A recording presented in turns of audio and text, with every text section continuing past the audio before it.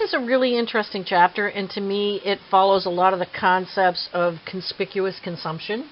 In other words, if you see it, monkey see, monkey do, we're prone to imitation and observability, and you'll see those concepts as we go through this slide deck.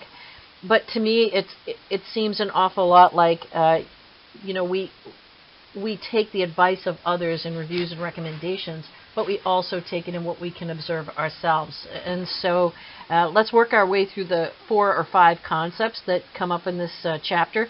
But I'm skimming a lot of this chapter, so you really need to go in and read it in depth.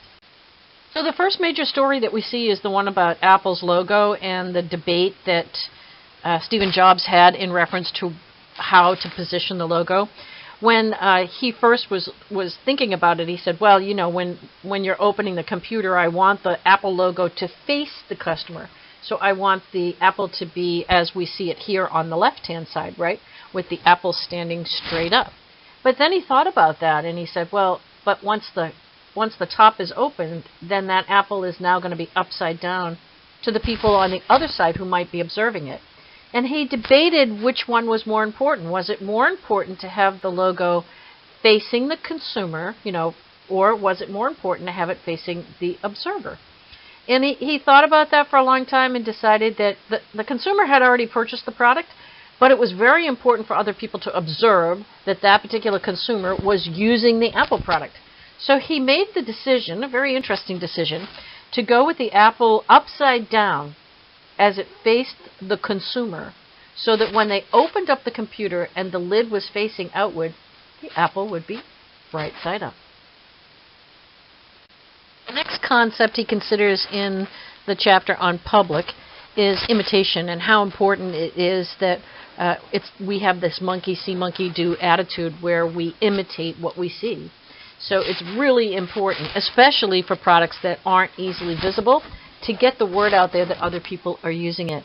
And he talks a little bit about how important it is that we utilize the concept of imitation when we're marketers, because the way we are, remember we're social, emotional, sensory beings, is because we're social beings and we see other people using it, we think there's got to be something right about what they're doing, and especially if we respect the person that's using it. Hence why personalities and stars and celebrities are often used in advertising. Of all the stories he told in the book, this one is the one that bothered me the most. And I call it the kidney story. But basically, it's the story that 97% of kidneys get passed up for absolutely no good reason, except for what we call social proof. And the reason people pass up these kidneys, even somebody who's 95th on the list, and there's 4,000 new people going on a list every single day that need a kidney. So why would you pass up a kidney? Well, when they talk to people and they ask them, why did you pass up the kidney? People said, well, if the previous 47 people passed it up, there had to be something wrong with it, and I don't want to get a bum kidney.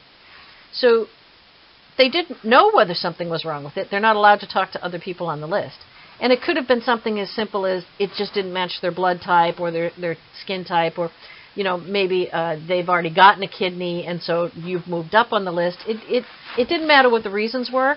People passed up perfectly good kidneys who had been on dialysis and on the kidney donor list for a long time because of social proof, because they felt if people ahead of them had turned it down, there had to be a good reason, and so they were going to also turn it down. All I have to say to that is, what the crap? I would love to swear and say something else, but I'm not going to. And then there were 2 other stories that he told that were very similar to this. One is the anti-drug. You'll have to watch that. And the other is the petrified forest, which I absolutely got a kick out of. Because the petrified forest is a place in Arizona where years ago when the dinosaurs roamed the earth, there was actually a forest there. And then it got filled with water and the trees fell down and they petrified underneath all of the water when the water went away. And so they put up a sign because people were taking bits and pieces of this petrified forest. So they put up a sign and said, because there's so many people taking parts of the petrified forest, we're concerned that in the future there just won't be a petrified forest, so please stop taking parts of the petrified forest. What they found is that sign actually caused more people to take parts of the petrified forest, because they were concerned if they didn't take it now, it wouldn't be here in years to come to take. And I think that that's just a priceless story, but it's a story that also shines a really strong light on how much social proof and what other people do really impacts us. So now let's take a look at observation. And the challenge here is that while behavior is public, thoughts are private. And he tells a really good story about research that was done around drinking on college campuses, that, people saw other people drinking and thought, wow, there's something wrong with me because I'm in college and I don't drink nearly as much as them, so therefore I got to step up my game and drink more. And that becomes the behavior, so that becomes what you see in public. And even though many of people had exactly the same thoughts, geez, I don't drink as much as these people do, all of a sudden everybody became more of a drinker because that was the behavior. Whereas in their private thoughts, they were all thinking exactly the same thing, which is, I wish I didn't have to drink this much. So we do what we see other people do, and we buy what we can see. So we buy what we see people driving a car, but we don't see what people use for toothpaste, right? So if you're the toothpaste company, how do you get your product to be seen? How do you get your product to be seen as something other people are using? And this is one of the challenges. Excuse me. And what Apple did is Apple said, well, we're going to change the way things are done in our industry. Instead of using black headphones, we're going to use white headphones. Because that way, even though headphones are something nobody really takes a look at, when they see the white on the headphones, because it's going to be so different than the black, they're going to know that this is an Apple headphone. So you need to make the private public.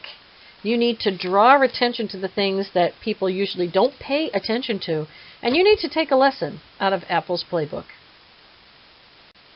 The last topic he covers in this section on public is behavioral residue.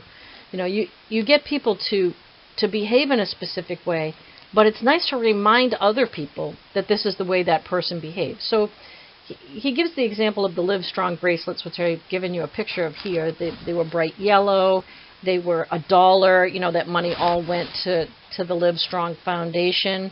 But once you've done your dollar, once you've given your money, they wanted to continue to remind people that they're out there and they're a good cause, and you should get a Live Strong bracelet.